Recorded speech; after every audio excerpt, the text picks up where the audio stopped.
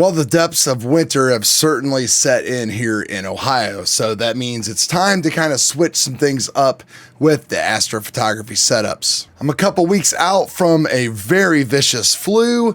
Voice is a little bad, but I think we can make it through it. What I really want to talk about is just how I feel that my images have just really improved over the past couple months, and how excited I am going in to 2023, like my 4th or 5th year of truly being into astrophotography, even though I've been doing the video astronomy thing for years. So let's talk about what's going on. I'm Chad. This is the Easy Astro Images channel. We're going to collect some photons today. So a few of you might notice some things here on the bench. I'm actually starting off the year by kind of cleaning some things up. So I've been running 2 rigs, recently, but mainly focusing with the Red Cat 51 and the 2600 MC Pro.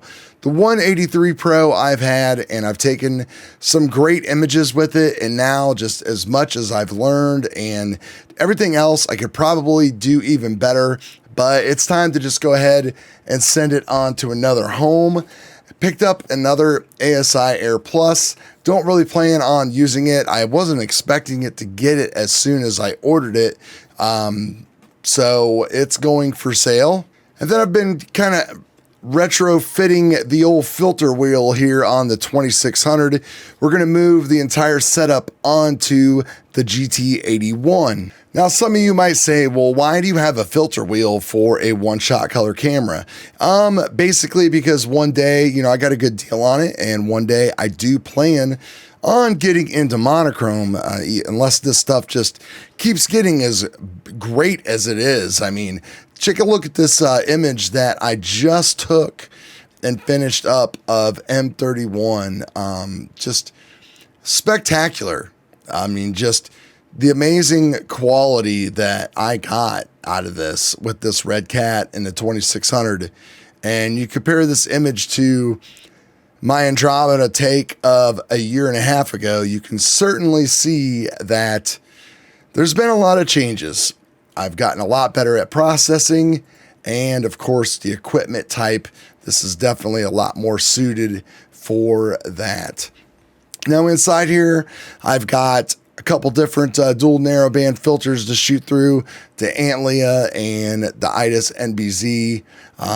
Usually shoot through the NBZ. The Antlia has been a little bit difficult to work with at 5 nanometers. You really need to go deep.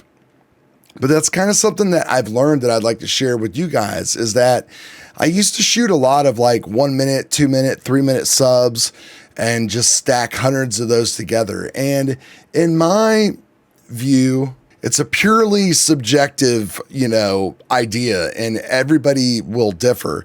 But my images really started to improve when I started shooting a lot longer and a lot deeper. So we're talking 5-minute subs, 7-minute subs, 10-minute subs for like a minimum of like 8 to 12 hours with one-shot color data.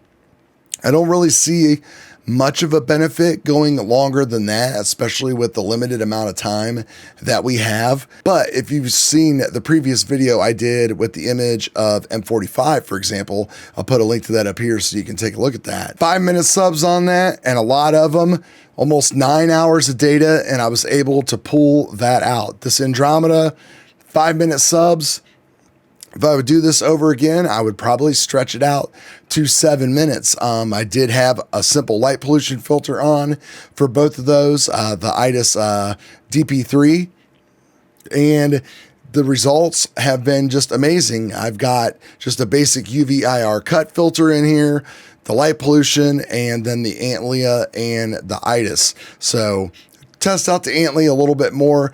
5 nanometers, when maybe it's dark out and all that kind of stuff with the bright moon. Try to just pound through that with some long 10-minute subs.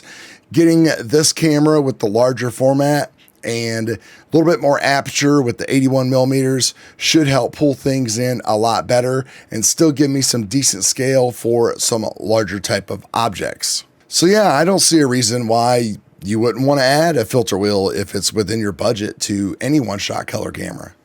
There's also those certain types of the year when if you have an object in dual band, you can shoot, but then it goes behind a tree, you can switch to your light pollution filter to do that broadband image for the rest of the evening. So that's always very helpful and always awesome too. And I have deployed that skill this year as well, this fall and early winter, and have had a lot of fun, and it's able to maximize the time outside because I don't have to cut the imaging short at like 4 in the morning or 3 in the morning because I'm not going to get up and change filters and all that kind of stuff during a work week. I know, call me weak.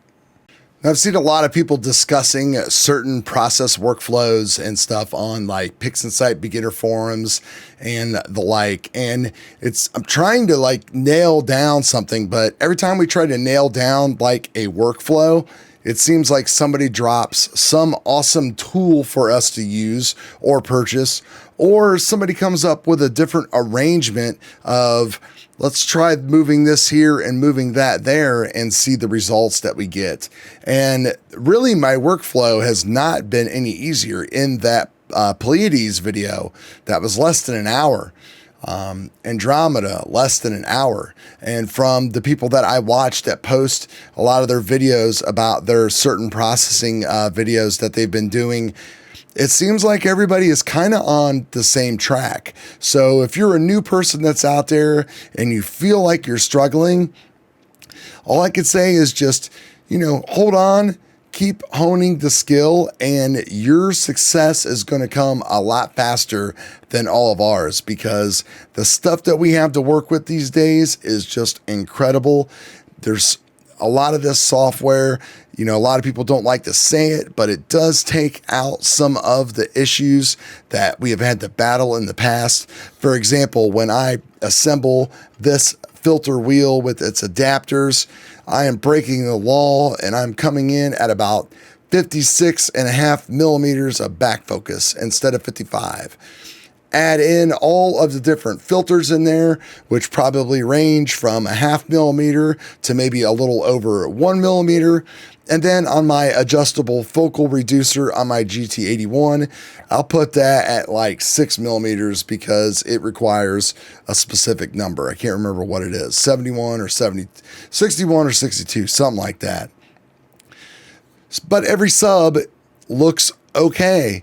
And when you stack things together and you get some trails and this and that, and we use tools like star reduction and blur exterminator, like, it's okay. We all cannot afford $30,000 perfect tracking systems. So don't get discouraged by all the negativity that people will preach about using these kind of software programs and everything else. Shame on them.